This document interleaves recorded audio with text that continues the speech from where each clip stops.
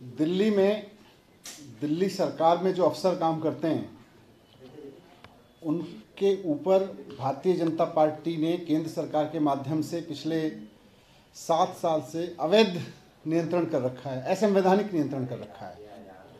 और बीजेपी लगातार इस असंवैधानिक कब्जे का, अफसरों के ऊपर इस असंवैधानिक कब्जे का दुरुपयोग करती रही है। किस तरह से दिल्ली सरकार के अफसरों का भारतीय जनता पार्टी अपने राजनीतिक हित के लिए दुरुपयोग करती रही है, इसका एक उदाहरण कल एक नोटिस के रूप में मिलता है। ये नोटिस दिल्ली के सूचना विभाग की आईएएस अधिकारी सचिव श्रीमती एलिस वास जी ने जारी किया है, अरविंद केजरीवाल जी के नाम। दिल्ली सरकार के सूचना विभाग की आईएएस अधिकारी एलिस वास जी ने अरविंद केजरीवाल जी को नोटिस दिया है, मुख्यमंत्री जी को। उन्होंने लिखा है कि 2016-17 के आसपास दिल्ली सरकार ने जो दिल्ली के बाहर विज्ञापन दिए थे, उनकी वसूली अरविंद केजरीवाल जी से की जाएगी, 163 करोड़ रुपए की वसूली।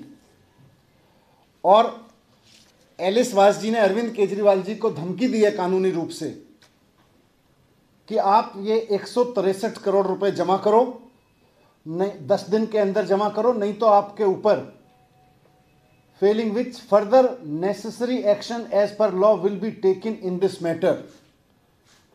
सूचना विभाग की आईएएस अधिकारी एलिस वास जी भारतीय जनता पार्टी के कहने पर अरविंद केजरीवाल जी को धमकी दे रही है कि 10 दिन के अंदर अंदर 163 करोड़ रुपए जमा करो, नहीं तो आपके खिलाफ कार्रवाई की जाएगी।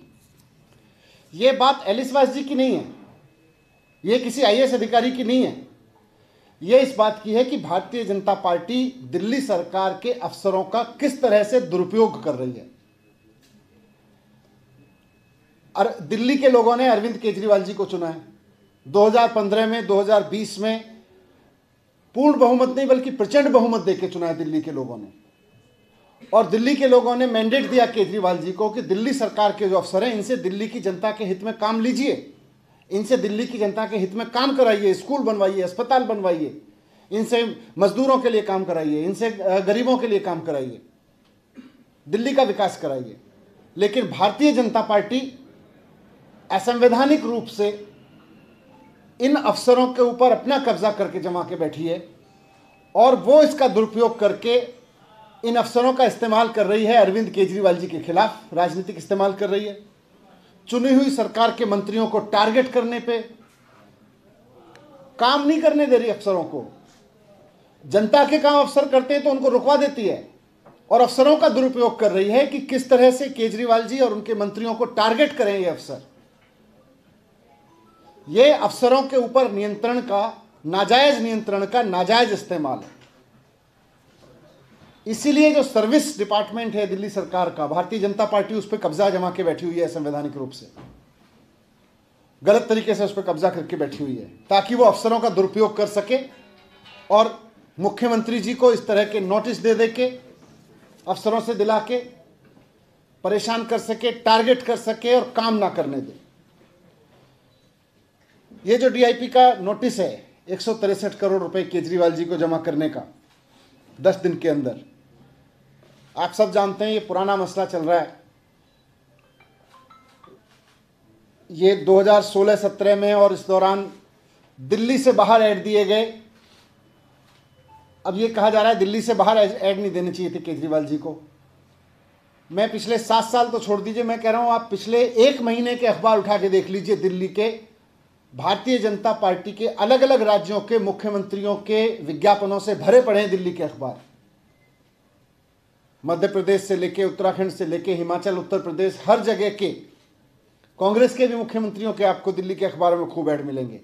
भारतीय जनता पार्टी के देश भर के मुख्यमंत्रियों के आपको दिल्ली के अखबारों में ऐड मिलेंगे। अगर गलत है तो वो वहां के मुख्यमंत्रियों से वसूलेगी भारतीय जनता पार्टी वो पैसा।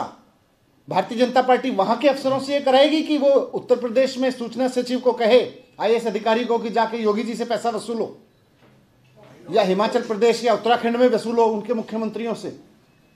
ये अफसरों पे कंट्रोल का दुरुपयोग कर रही है भारतीय जनता पार्टी कि अफसरों को मजबूर कर रही है कि वो मुख्यमंत्री जी को इस तरह के नोटिस दें, मंत्रियों को टारगेट करें और काम ना करें, जनता के लिए काम ना करें। केजरीवाल जी चाहते हैं अफसरों को जनता के काम पे लगाएं। भारतीय जनता पार्टी चाहती है कि अफसर केवल और केवल केजरीवाल जी के ऊपर और उनके मंत्रियों के ऊपर टारगेट करते रहें, काम ना करें। इससे बड़ा उदाहरण नहीं हो सकता अफसरों पे नाजायज कंट्रोल का किस तरह से कर रहे हैं। तो मैं भारतीय जनता पार्टी को यही कहना चाहता हूं कि अफसरों का दुरुपयोग बंद करें। लोकतंत्र में चुनी हुई सरकार के पास ये ताकत होती है कि वो अफसरों से काम कराए।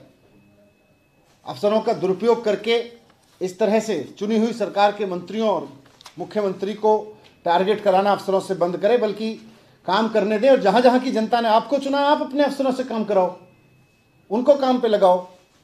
ये नोटिस दिलवाने का क्या फायदा है? ऐड तो सारे सरकारें दे रही हैं, आपके राज्यों के मुख्यमंत्री इतने सारे दे रहे हैं। सर, आप जवाब क्या होगा? क्या आप कोर्ट के जरिए देंगे, क्योंकि इसमें आपका दफ्तर सील करने की बात कही गई है? इसमें लिखा गया है कानूनी कार्रवाई की जाएगी।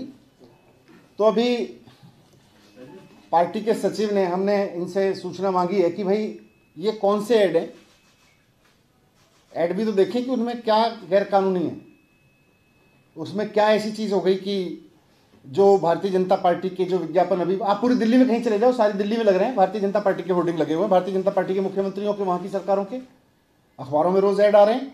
हम भी तो देखें कि हमने उनसे कौन सा अलग ऐड दे दिया, उनसे कॉपी मांगी है। जी, क्या किसी तरीके ये चिट्ठी लिखी है अभी हमने एलिस वाइस जी को। इसमें कि कौन सा कानून आपको ऐसा करने पे रोकता है? कानून नहीं है, गैर कानूनी है। ये कृत्य ही गैर कानूनी है कि अफसरों का इस तरह से दुरुपयोग करो, अफसरों के कंट्रोल के ऊपर इस तरह से दुरुपयोग करो। इसकी हियरिंग चल रही है और कल जो हियरिंग हुई थी उसमें कोर्ट ने कहा भी है ये बात कि सर्विसेज पे कंट्रोल जो है वो इस तरह से होना चाहिए कि तालमेल के साथ काम हो।